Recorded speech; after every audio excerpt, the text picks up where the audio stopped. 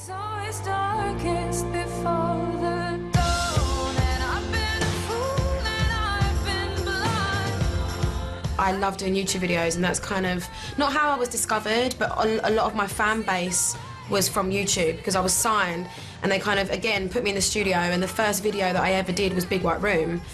which was in the same hotel room, in the same trip when I wrote Who You Are. It's very static, it's one shot, and it's supposed to look like me, reliving the moment of me in my hotel room and looking like I've been there for 3 months and I'm kind of, you know, a bit lost.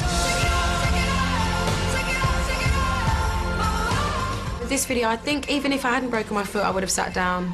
I just think it's not often you turn on MTV and you see a video that's one shot or one take or one look. It's very kind of like, let's try and get as much done as we can, and I've been there and done it and I loved it, but this I wanted to strip back, and Emil Nava, who's done every single one of my videos, who I adore working with, just kills it every time, just gets... I speak to him on the phone and go, I want to do this, I want to do that, I want to do this. You know, and obviously on the day we kind of we change things and we pull things out, but he puts my images in my head into visuals, and there's not many people in the world that can do that. Because of how I am, I need someone that can take it, energy-wise, 2 levels up from me, and he definitely does that, and he loses his voice on every shoot. Hi there, my name's Emil, directing the Jessie J video today. The idea for the video is of her in like her hotel room singing to camera, so basically as the song builds it kind of becomes a bit more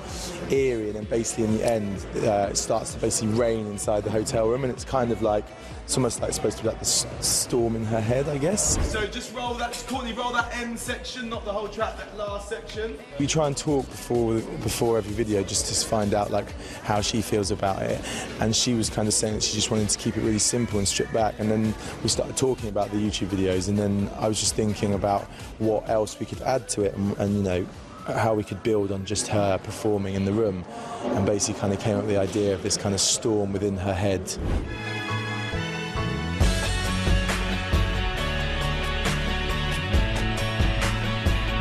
Just a load of real like nice beauty, kind of cinematic, lots of kind of slow tracks. She's kind of,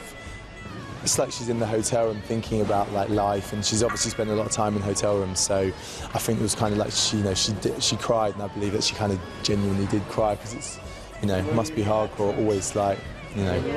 I'm sure there's pros and cons of being famous, and one's probably being in a hotel room for most of your, you know, your days.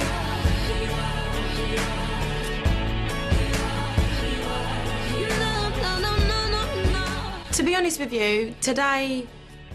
I didn't want to feel similar to how I felt when I wrote the song, but I've just had a really tough time with my foot recently, and I think that unfortunately there are some people that really care and that really like look after you and understand that kind of doing my day-to-day job without a broken foot is tough, but doing it with a broken foot and pretending you kind of don't have one is even harder. And there have been some people that have completely just been really misunderstanding, and I think that they're in my head right now, and I'm kind of going, don't lose you who you are in the blur of the broken ankle bone. It's very different to all the other videos. This song is so personal that I have definitely felt like I've been different with everyone, because usually I'm like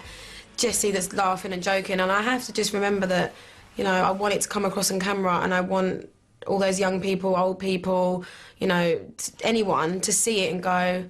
whoa, she really means that, because I really, really do.